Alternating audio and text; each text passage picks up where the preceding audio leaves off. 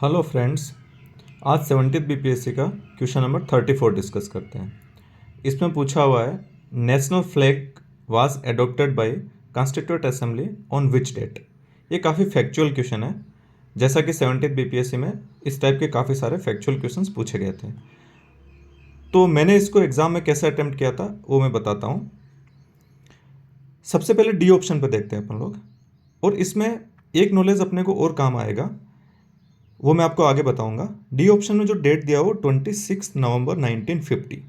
तो अपने को पता है कि इंडिपेंडेंस अपने को मिली थी 15 अगस्त 1947 और 26 जनवरी 1950 को रिपब्लिक बन गए थे। रिपब्लिक मीन्स कॉन्स्टिट्यूशन इम्प्लीमेंट हो गया था इस डेट को, 26 जनवरी 1950, और 1947 को इंडिपेंडेंस मिली थी। ये डेट 26 नवंबर 1950, ये 26 जनवरी 1950 के भी बाद का डेट है, और 1947 से तो डेफिनेटली बाद का डेट है ही। तो ये ऑप्शन आप इजीली एलिमिनेट कर सकते हैं, बिकॉज बहुत हाई चांसेस होंगे कि इस डेट के पहले दो इंपॉर्टेंट डेट पड़ रही है।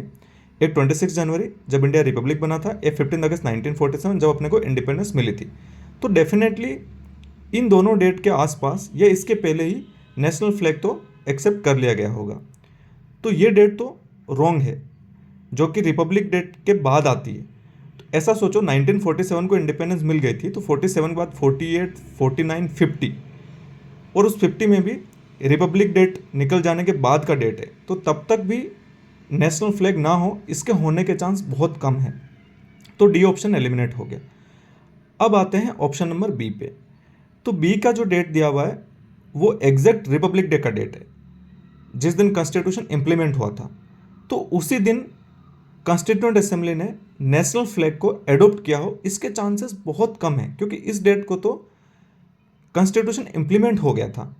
तो चांसेस ज़्यादा है कि इसी डेट के पहले ही असेंबली ने नेशनल फ्लैग को एक्सेप्ट कर लिया होगा। और एक इंटरेस्टिंग फैक्ट मैं आपको और बताता हूँ। जैसा कि मैं बोलता हूँ कि इनडायरेक्ट नॉलेज को भी यूज़ कर सकते हैं। ये जो डेट आपको गिवन है ना, 24 जनवरी 1950, इसी डेट को कॉन्स्टिट्यूएंट असेंबली डिसॉल्व हो गई थी। और इसको याद रखने के लिए भी आपको एग्जैक्ट डेट रखने की ज़रूरत नहीं है। अपने को पता है 26 जनवरी 1950 इस डे को इंडिया रिपब्लिक बन गया था। तो पहले कॉन्स्टिट्यूएंट असेंबली कॉन्स्टिट्यूशन मेकिंग का काम करती थी, और उसके बाद में उसने एज ए लेजिस्लेटिव बॉडी काम किया था। तो जस्ट इस डेट के आसपास ही कॉन्स्टिट्यूएंट असेंबली डिसॉल्व हो गई थी। तो अगर अपने को ये फैक्ट पता है तो आपको इजीली पता है कि बी सी डी आंसर नहीं हो सकते, बिकॉज 24 जनवरी 1950 को अगर असेंबली डिसॉल्व हो गई है तो कैसे 26 जनवरी जो कि इसके बाद का डेट है फ्लैग को अडॉप्ट करेगी, और वो कैसे 26 नवंबर जो कि इस डेट के बाद का डेट है फ्लैग को अडॉप्ट करेगी। तो बहुत ज़्यादा चांस है कि या तो इसी डेट को अडॉप्ट किया होगा, या फिर इसके पहले जो कि 22 जुलाई 1947 को अडॉप्ट किया होगा। पहले मैंने इसको रॉन्ग मार्क कर दिया था, मुझे ए और सी में कन्फ्यूज़न था।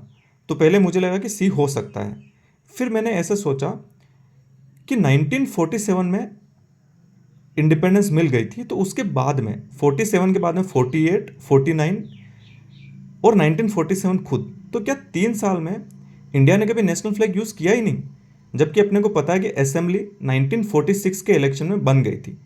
इसका मतलब यह है कि 1946 से असेंबली काम कर रही है, और इस डेट तक कभी नेशनल फ्लैग एडॉप्ट हुआ ही नहीं। तो बीच में जो इतने इंडिपेंडेंस डे आए, 1947 खुद 15 अगस्त जो कि फर्स्ट था, फिर 1948, फिर 1949, इसमें क्या हम लोगों ने कभी नेशनल फ्लैग यूज़ ही नहीं किया, इसके चांसेस बहुत बहुत कम हैं। डेफिनेटली इन इंडिपेंडेंस डे पे जो कि 47 के 50 के बीच में आ रहे हैं, इंडिया ने नेशनल फ्लैग यूज़ किया होगा।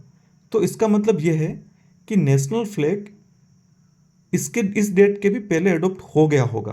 और ये डेट बहुत रिजनेबल भी लगता है। ये डेट आप देखेंगे तो 15 अगस्त 1947 के पहले का डेट है, और असेंबली 1946 से काम कर रही है।